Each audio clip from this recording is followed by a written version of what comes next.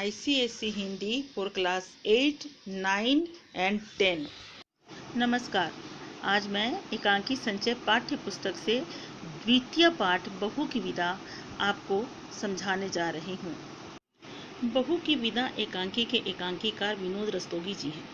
हिंदी से MA करने के पश्चात रस्तोगी जी आकाशवाणी के इलाहाबाद केंद्र में नाट्य निर्देशक के पद पर कार्य करने लगे। इसी समय उन्होंने नाट्य साहित्य के क्षेत्र में प्रवेश किया। विनोद रस्तोगी जी ने अपनी रचनाओं में सामाजिक जीवन की समस्याओं का चित्रण किया है। आधुनिक जीवन की मानसिक कुंठाओं को उन्होंने अपने एकांकियों में स्थान दिया है। उनके सफल नाटकों में नए हाथ, आज़ादी के बाद, रूप और रोटी आदि कई नाम हैं। बहू की विदा उनकी एक सामाजिक एकांकी है, जिसमें आज के युग की ज्वलंत समस्या दहेज प्रथा को उन्होंने चित्रित किया है। अपनी रचनाओं के माध्यम से इन्होंने सामाजिक कुरीतियों को दूर करने का प्रयास किया है। एकांकी के माध्यम से लेखक ने दहेज प्रथा की समस्या को प्रस्तुत किया है। यह एक ऐसा कलंक है जिसने सारे समाज को दूषित कर दिया है। इसके कारण भारतीय समाज में नारी को अनेक प्रकार की मानसिक एवं शारीरिक यातनाओं का शिकार होना पड़ता है। इस समस्या ने नारी जीवन को नारकीय बना दिया है। आइए अब हम एकांकी के पात्रों से परिचय करें। एकांकी के प्रमुख पात्र जीवनलाल ससुर की भूमिका में हैं, जो 50 वर्ष के हैं। धनी व्यापारी हैं, किंतु दहेज के लोभी हैं। उनकी 46 वर्ष की पत्नी राजेश्वरी अपने पति के बिल्कुल विपरीत स्वभाव की है। उसके लिए बेटी और बहू में कोई अंतर नहीं है। प्रमोद की आयु 23 वर्ष है, जो जीवनलाल की बहू कमला का भाई है।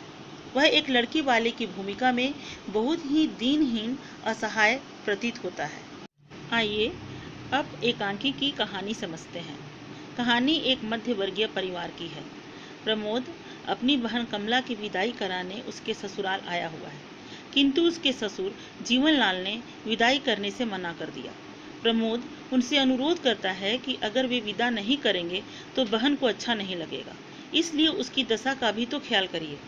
हर लड़की चाहती है कि वह अपना पहला सावन सखी सहेलियों के साथ हंस खेलकर मायके में बिताए, और अगर वह कमला को लेकर नहीं गया तो माँ का हृदय टूट जाएगा।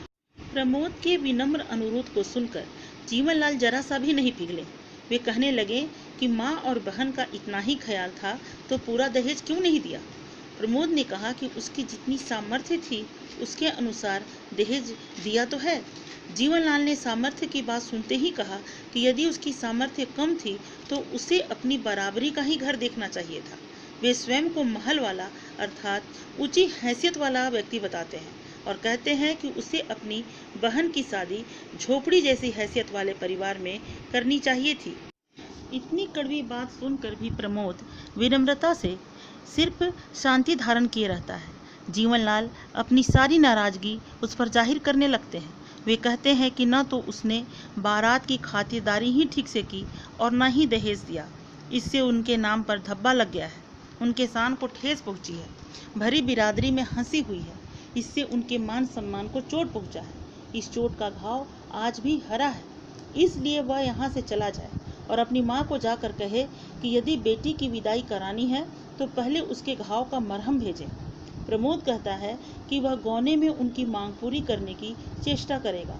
इस समय वे कमला की विदाई कर दें। जीवनलाल कहते हैं कि वह उसे बेवकूफ़ बनाने की कोशिश न करे। यह मेरा आखिरी फैसला है। विदाई तभी होगी जब 5000 नगद वह उनकी हथेली पर रख देगा। प्रमोद ने कहा कि यह तो पूरी तरह से अन्याय है। शिकायत आपको मुझसे है और दंड आप मेरी बहन को दे रहे हैं। भला उसने क्या बिगाड़ा है आपका। प्रमोद अपनी बहन कमला के पति रमेश का नाम लेते हुए शायद यह कहना चाहता था कि वे यहाँ होते तो शायद वे कमला की विदाई करवा देते। जीवनलाल कहने लगे कि वह कुछ नहीं करता, वह तुम्हारी तरह बड़ों के मुंह लगने वाला आवारा लड़का नहीं है। इस अपमान से प्रमोद तिलमिला उठा और कहा कि वे बेटी वाला समझकर उसका अपमान कर रहे हैं, किंतु उन्हें यह नहीं भूलना चाहिए कि वे भी बेटी वाले हैं। जीवनलाल कहने लगा कि हाँ, मैं बेटी वाला हूँ, पर तुम्हारी तरह नहीं। पिछले महीने हमने भी अपनी गौरी की शादी की थी। बारातियों का स्वागत और दहेज देकर सब हैरान रह गए थे। प्रमोद उनकी बराबरी नहीं कर सकता। बेटी वाला होकर भी उनकी मूंछ ऊंची है। वह कहता है कि रमेश गौरी की विदाई कराने गया है, वह उसे लेकर आता ही होगा और उसकी बेटी अपना पहला सावन यहाँ बिताएगी। किंतु उसकी बहन के सपने पूरे नहीं होंगे। प्रमोद ने कहा कि मेरी बहन क्या आपकी कुछ नहीं लगती? जीवनलाल ने कहा कि बेटी बेटी है और बहू बहू, उन्हें एक बराबर वह न समझे। जब प्रमोद ने देखा कि ये किसी भी हालत में बहन की विदा नहीं करेंगे तो वह अपनी बहन से मिलने की अनुमति मांगता है। जीवनलाल मिलने की अनुमति दे देते हैं और कहते हैं कि वह उसे बता कर जाए कि अगली बार वह जीवनलाल के लिए मरहम अर्थात 5,000 की रकम लेकर आएगा, तभी उसे विदा करा कर ले जाएगा। यह कहकर जीवनलाल अपनी बेटी की स्वागत की तैयारी में लग जाता है। प्रमोद जब कमला से मिलता है तब वह रोने लगती है। प्रमोद उसे समझाता है कि तुम्हारे रोने से जीवनलाल जैसे पत्थर दिल व्यक्ति पिघल नहीं सकते। वह घबराए नहीं, वह दोबारा जल्दी ही आकर उसे विदा करा के ले जाएगा, क्योंकि इस बार वह मरहम अर्थात दहेज की रकम लेकर आएगा। कमला चौंक पड़ती है, क्योंकि वह जानती है कि दहेज की रकम देने के लिए उसके भाई के पास कुछ नहीं है। प्रमोद कहता है कि मकान बहुत अच्छी अवस्था में नहीं है, परंतु उसके 8,000 मिल ही जाएंगे। कमला उसे सुख सुहाग की सौगंध देती हुई कहती है कि घर नहीं बेचना। प्रमोद पूछता है कि क्या वह सावन का उत्सव मायके जाकर नहीं मनाना चाहती। कमला ने कहा कि इस कामना की पूर्ति के लिए इतनी बड़ी कीमत चुकाना ठीक नहीं। अभी उसे छोटी बहन विमला का विवाह भी करना है। वह कहती है कि वह यहीं गौरी के साथ अपना उत्सव मना लेगी। वह बताती है कि गौरी उसकी सखी सहेली जैसी है, उसे सखी सहेलियों की कमी नहीं अखरेगी। प्रमोद कहता है कि रुपयों के आधार पर ही जो मान सम्मान प्यार देते हैं उनके साथ वह कब तक रह सकेगी। कमला कहती है कि बाबूजी जिद्दी स्वभाव के हैं, किंतु माँ ममता की मूर्ति है, धीरे धीरे बाबूजी भी बदल जाएंगे। प्रमोद के अनुसार माँ जी की ममता भी दिखावा हो सकती है। तभी राजेश्वरी अर्थात कमला की सास वहां आती है और पूछती है कि किस दिखावे की बात हो रही है। फिर वह प्रमोद से हाल चाल पूछती हुई कहती है कि उन्होंने विदाई के लिए क्या कहा। कोई जवाब न मिलने पर वह कहती है कि वे जिद्दी स्वभाव के हैं, वे उन्हें मना कर हार गई, पर वे समझते ही नहीं। उन्हें इंसान से ज़्यादा प्यार पैसों से है। फिर वे पूछती हैं कि जीवनलाल कितने रुपए मांग रहे हैं। प्रमोद को बताना पड़ता है कि वे 5,000 रुपये मांग रहे हैं। तब वे कहती हैं कि ये रुपए वे अपने पास से दे देंगी।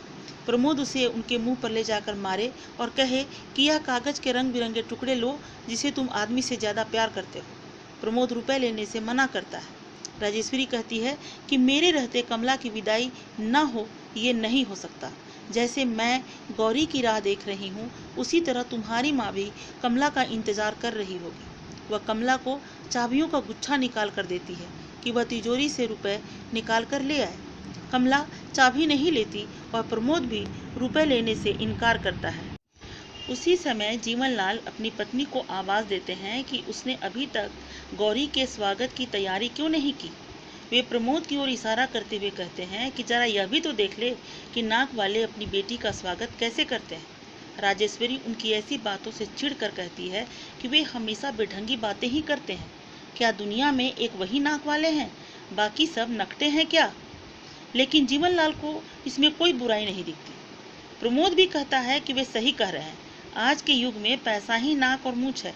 जिसके पास पैसा नहीं और नाक मूछ होते हुए भी नकटा और मूछ कटा है। तभी गाड़ी का हॉर्न सुनाई देता है।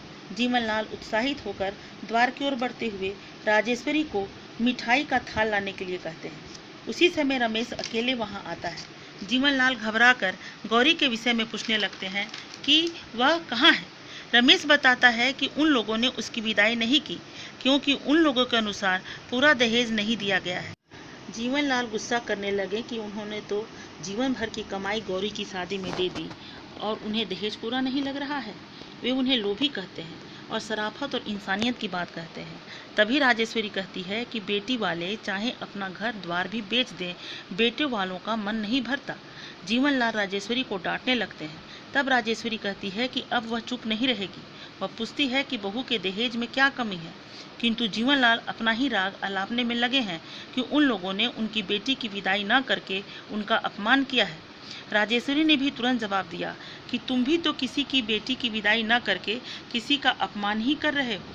वह कहती है कि क्या उनकी आंखें अभी भी नहीं खुली कि जो व्यवहार अपनी बेटी के लिए दूसरों से चाहते हो वैसा ही दूसरे की बेटी को भी देना चाहिए। जब तक बेटी और बहू को एक साथ नहीं समझोगे, न सुख मिलेगा न शांति। जीवनलाल फिर भी अपनी बात पर अड़े रहते हैं कि बहू बहू है और बेटी बेटी। फिर कहते हैं कि अजीब उलझन है। राजेश्वरी उन्हें समझाती है कि अगर हर बेटे वाला यह याद रखे कि वह बेटी वाला भी है तो सब उलझनें सुलझ जाएंगी। तब जीवनलाल अपनी पत्नी को कहते हैं कि वह ठीक कह रही है। उसी समय प्रमोद जाने की आज्ञा मांगता है कि उसकी गाड़ी का समय हो रहा है, जल्दी ही वह फिर आएगा और साथ में उनकी चोट का मरहम भी लाएगा। जीवनलाल कहते हैं कि ठहरो प्रमोद, मुझे लज्जित मत करो। मेरी चोट का इलाज बेटी के ससुराल वालों ने दूसरी चोट से कर दिया है। प्रमोद आश्चर्य से भर उठता है। तब वे कहते हैं कि कभी कभी चोट भी मरहम का काम कर जाती है। फिर राजेश्वरी को कहते हैं कि वह बहू की विदा की तैयारी करे। उनकी यह बात सुनकर सब खुश हो जाते हैं। इस प्रकार से एकांकी का सुखद समापन होता है। एकांकी का उद्देश्य, जैसा कि हमने देखा कि दहेज की समस्या पर यह एकांकी आधारित है। भारतीय समाज के लिए दहेज प्रथा एक अभिशाप है। इसके कारण नारी को शारीरिक और मानसिक प्रताड़ना झेलनी पड़ रही है। लड़की के जन्म लेते ही माता पिता उसके लिए दहेज इकट्ठा करने लगते हैं। बहू की विदाई न करना एक छोटी घटना है। दहेज के लिए लड़की को घर से निकाल दिया जाता है, जलाकर मार दिया जाता है, उसे खाना तक नहीं दिया जाता। एकांकीकार ने इस एकांकी के माध्यम से एक आदर्श की स्थापना की है कि यदि हर बेटे वाला यह याद रखे कि वह बेटी वाला भी है तो सब उलझनें सुलझ जाएंगी। आशा है आप इस एकांकी को अवश्य समझ पाए होंगे। अनुरोध है कि आप एकांकी को पाठ्य पुस्तक से अवश्य पढ़ें। धन्यवाद।